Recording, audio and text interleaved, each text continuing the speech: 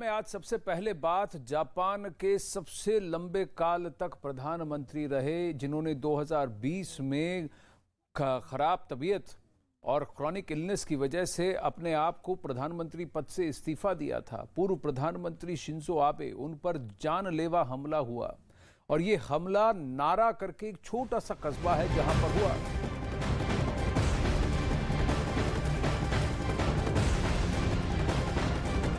Shinzo Abe को गोली मार दी गई है और ये तब था जब वो एक छोटी सी जनसभा कर रहे थे और यहाँ ये हमलावर आपको यहाँ स्क्रीन पर दिख रहा है। हमलावर यहाँ पीछे खड़ा हुआ उन्हें देख रहा था और साफ इन तस्वीरों में दिख रहा है कि वो अपने हाथ से धीरे से बंदूक लेता है और ठीक शिंजो आबे के इतने करीब पहुंच जाता है। आसपास सारे सिक्योरिटी है जो एक दूसरे को देख रहे हैं। शिंजो आबे वहां लोगों को नमस्कार करते हुए, ये जापानी तरीका है और चाहे आप कोई भी हो, आपको झुकना होता है सामने वाले की तरफ उनको नमस्ते करने के लिए और यही सबका संबोधन करते हुए, सबको नमस्ते करते हुए शिंजो आबे वहां खड़े हुए दिख रहे हैं। 2 दिन में वहां जापान के अपर हाउस के चुनाव हैं।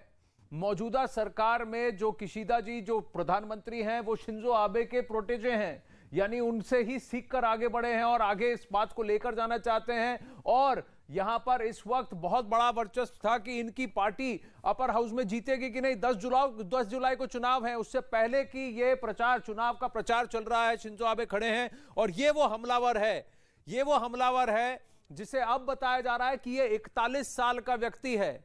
41 साल का फॉर्मर वहां की नेवी और सेल्फ डिफेंस में का कर्मी है। ये आर्मी पर्सनल है, यानी सर्विसेज का पर्सनल है। 2005 तक वो सर्विसेज या फोर्सेस में था। ये व्यक्ति यही हमलावर है, यहां घूम रहा है इर्द गिर्द, एकदम शांत खड़ा हुआ। और जापान में आप देखें और इसके बाद यही वो हमलावर है जो अपने बैग से एक पिस्तौल निकालता है और यहां सिक्योरिटी फोर्सेस उसको धर लेते हैं। लेकिन तब तक वो पॉइंट ब्लैंक डिस्टेंस से शिंजो आबे पर 2 गोलियां दाग देता है। दोनों गोलियां उनके सीने पर लगी हैं। अभी उनकी हालत बहुत गंभीर है, लेकिन सिक्योरिटी फोर्सेस दोनों उसको टैकल करते हैं। बताया जा रहा है कि उसने जैसे ही गोली मारी उसके बाद वहां से भागने का प्रयत्न नहीं किया, वो एक्चुअली अपनी बंदूक नीचे रखने की कोशिश कर रहा था और सिक्योरिटी पर्सनल ने उसे हवाई टैकल किया। एक ने उसके पैर को धर लिया, दूसरे ने उसके हाथों को धरकर उसको नीचे धराशायी कर दिया, नीचे गिराकर फिर उसको गिरफ्त में ले लिया। गिरफ्त में लेने के बाद गिरफ्त में लेने के बाद उसने एक ही बात कही कि मैं शिंजो आबे से खुश नहीं था और मैंने उन्हें मारने के इरादे से उन पर गोली चलाई। अब ये वो लम्हा है जब ये हमलावर सीधा शिंजो आबे के पास पहुंचकर उन पर गोलियां दाग देता है। कई सारे चश्मदीद हैं, ये शिंजो आबे को सुनना चाहते थे लेकिन ये सीधा उनके पास तक पहुंचकर गोली चला देता है। ये यहां हमलावर है। हमलावर सीधा धीरे धीरे आगे बढ़ रहा है। पहले सिक्योरिटी उसे साइड में करती है।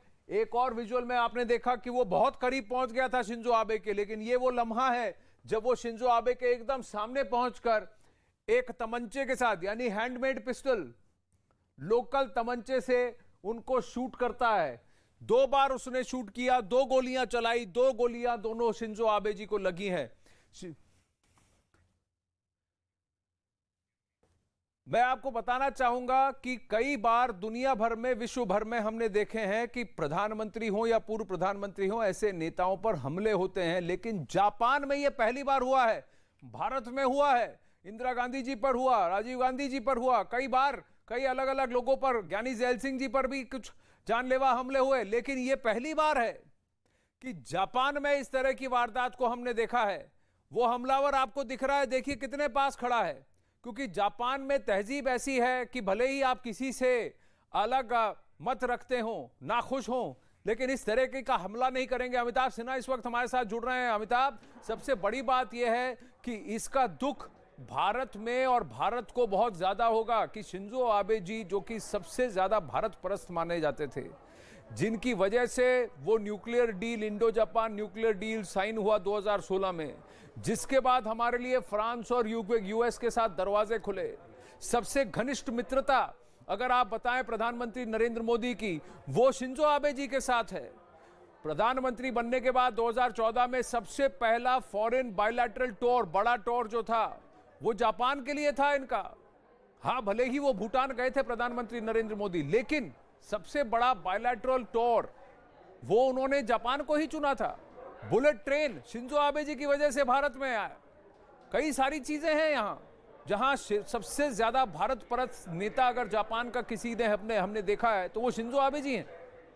आनंद, यही तो तभी तो प्रधानमंत्री सबसे पहले ने उनको गोली लगने के बाद ही ट्वीट करके बताया कि उनके सबसे वैल्यूएबल यानी बेशकीमती और मूल्यवान दोस्त को गोली लगी है, उनके स्वास्थ्य की कामना करते हैं वो। ये प्रधानमंत्री का रिस्पॉन्स था, क्योंकि प्रधानमंत्री और शिंजो आबे के रिश्ते सिर्फ भारत नहीं, जापान ने भी देखा है और पूरी दुनिया ने भी देखा है कितने प्रगाढ़ संबंध थे। शिंजो आबे प्रधानमंत्री के नेतृत्व में जब 26 जनवरी की परेड थी 2016 या 17, मुझे आनंद आप करेक्ट कीजिएगा, उसमें मुख्य अतिथि बनने वाले पहले जापान के प्राइम मिनिस्टर शिंजो आबे भी थे। तो ये बहुत बड़ी उपलब्धि थी भारत के लिए।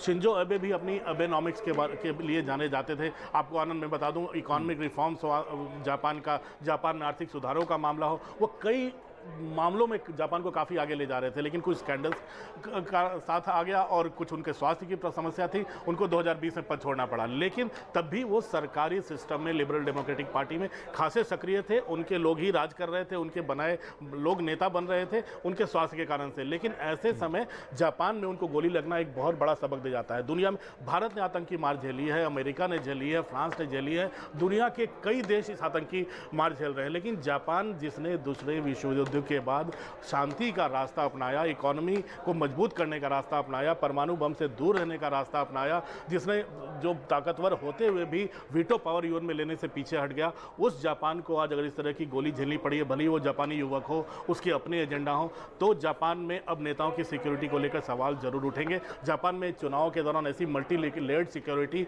कभी नहीं होती थी, कभी देखने को भी नहीं आई है। इक्का दुक्का पुलिस वाले साथ हो सकते हैं, लेकिन जितना भारत में देखने को मिलता है, जितना अमेरिका फ्रांस में देखने को अब मिल रहा है, कहीं नहीं देखने को मिलता जापान में। और शायद यही चूक का फायदा उस स्थानीय युवक ने उठाया है। हो सकता है कि राइवलरी हो, वहां के इन्वेस्टिगेटर्स इसके बारे में ज्यादा जांच करता जानेंगे, लेकिन मुझे लगता है जापान को अब रीथिंक करना पड़ेगा। फॉर्मर फोर्सेस का व्यक्ति है, मैरिटाइम फोर्सेस यानी कि उनकी नेवी में और सेल्फ डिफेंस में काम कर चुका है। 2005 तक ये फौज में था ये हमलावर, और इसने अब तक एक ही बात कही है कि मैं शिंजो आबे से नाखुश था और मैं उन्हें गोली मारना चाहता था। तो क्या ये ब्रेन वॉश था, इसकी दिमागी हालत ठीक नहीं थी, क्या इसे पोस्ट ट्रॉमेटिक डिसऑर्डर था, क्या इसकी मंशा थी, क्या जरूरत थी? क्योंकि ये तो अब प्रधानमंत्री भी नहीं है, ये तो अपनी पार्टी के लिए वहां जाकर प्रचार कर रहे थे। इन्होंने किसी का कोई नुकसान नहीं किया। खुद प्रधानमंत्री के पद से इस्तीफा देने वाले शिंजो आबे, क्योंकि उनकी तबीयत इतनी बुरी खराब चल रही थी, उस वक्त भी प्रधानमंत्री नरेंद्र मोदी, मुझे याद है, उन्होंने ट्वीट किया था कि मुझे बहुत दुख हो रहा है कि तुम नहीं हो। और मैं आपको बताऊं कि 2006-2007 में यहां भारत के संसद को संबोधित किया है जब वो पहली बार प्रधानमंत्री बने थे शिंजो आबे ने। और 2007 में सुनामी के बाद, भारत में सुनामी के बाद 2007 में क्वाड की पहल करने वाले, कि भारत, यूएस, ऑस्ट्रेलिया और जापान साथ मिलाकर ये क्वाड का एक संगठन बनाए, इसकी पहल करने वाले भी शिंजो आबे थे। 2014, 15, 16 में अगर आप देखें तो 3 बार, 2014 से 17 के बाद 3 बार भारत आ चुके हैं शिंजो आबे। सबसे घनिष्ठ मित्रता इनकी है। तो ऐसे में अगर आप देखें तो ये चौंकाने वाली बात है। और अमिताभ, आप भी जापान गए, आप दुनिया भर गए हैं, हर जगह सिक्योरिटी के इंतजाम होते हैं, और बाहर देशों में कई बार ऐसा होता है, थोड़ा सा इजी होता है क्योंकि लोग भी तरीके से रहते हैं और भीड़ इतनी जमा नहीं होती। ये तो चौराहा था। जापान के लोग इतने सभ्य हैं, शांति प्रिय हैं। बहुत। जापान में जाकर अगर कोई व्यक्ति, किसी व्यक्ति का, वहां तो ऐसे आपके हाथ में इस तरह से पिस्तौल भी नहीं आ सकती, आर्म्स वेपन्स भी नहीं आ सकती, तो कैसे? झुक के स्वागत करते हैं आनंद। हाँ, झुक के स्वागत भी करते हैं। और वेपन्स कहां से आए इसके पास? इसके पास ये बंदूक, ये आया कैसे तमंचा? यही तो सवाल उठ रहा है, जो कि वहां की इन्वेस्टिगेटिंग एजेंसीज को देखना है। एक आदमी जो सेल्फ डिफेंस वाला हो, उसने गोली मारी है, तो ये बहुत बड़ी चिंता का विषय है।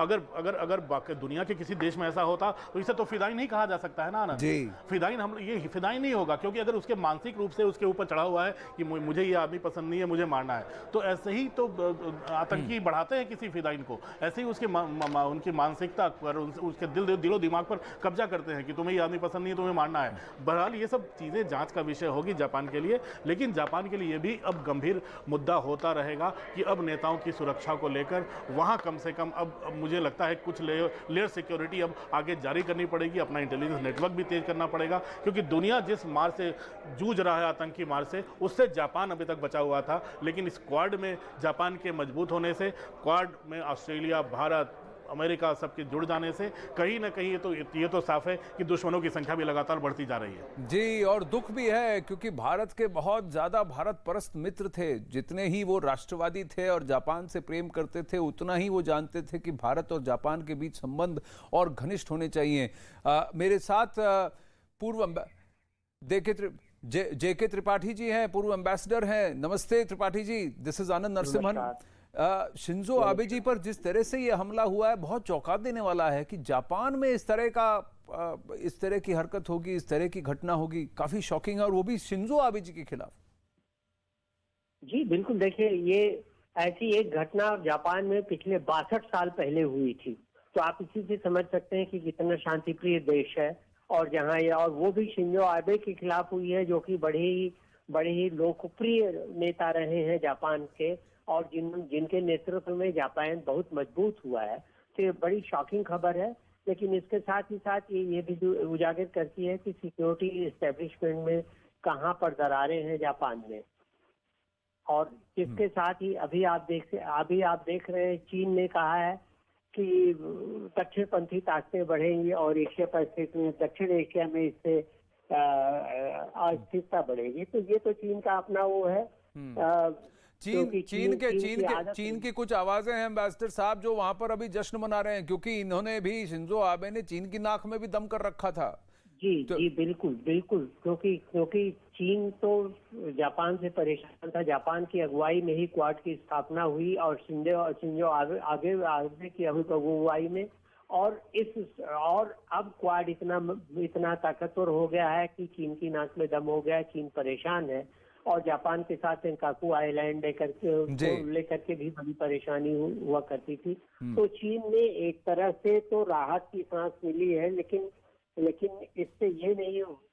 चीन ये नहीं समझ पा रहा शायद कि पॉलिसी तो उसी पार्टी की थी जिसके शिंजो आबे थे, और वो पॉलिसी चलती रहेगी, तो चीन के लिए कोई रेस्पाइट नहीं रहेगा। लेकिन जापान में इस तरह की घटना और एक ऐसे हमलावर का सामने निकल कर आना, जो पूर्व डिफेंस फोर्सेस का व्यक्ति है, 2005 तक जहां तक मुझे ध्यान है वो फोर्सेस में था, यानी कि self defence forces, maritime defence forces यानी नेवल फोर्सेस में था।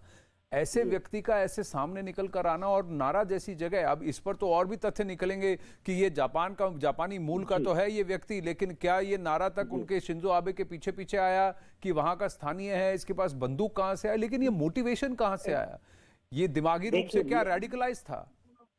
देखिए, मुझे लगता है कि किसी रेडिकलाइज ग्रुप का मेंबर, और वैसे भी जापान में 2 रेडिकलाइज ग्रुप तो पहले से मौजूद हैं, एक रेड आर्मी और एक यूटोकी डेंटाई, जो राइटिस्ट ग्रुप है। हाँ। तो ये 2 ग्रुप तो मौजूद हैं, और अभी रेड आर्मी का, जहाँ तक मुझे ख्याल है, रेड आर्मी का जो चीफ था वो 30 साल से, वो 1994 के बाद से वो बंदी था, और अभी वो छूटा है जनवरी में।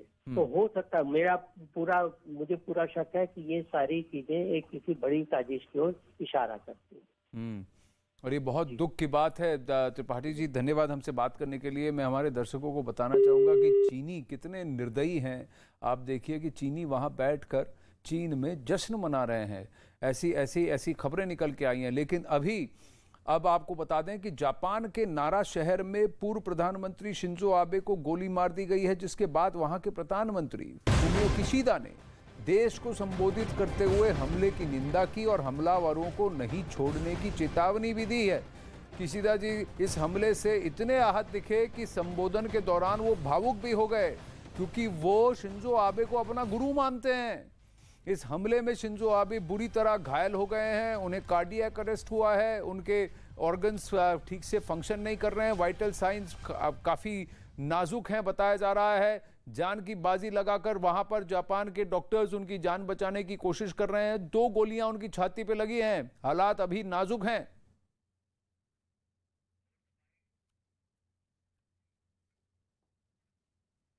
まずこの後、閣僚をすべて帰郷させたいと思います。閣僚を集めて今回の事態について、認識、そして政府としての対応、これを अमिताभ सिन्हा इस वक्त हमारे साथ है। अमिताभ, सबसे बड़ी बात यह है कि जो जापान का रुख, क्या पोजीशन जापान को लेना चाहिए दुनिया के हिसाब से और खासकर भारत के साथ, इसमें शिंजो आबे जी की पिछले 10-15 साल में बहुत अहम भूमिका है।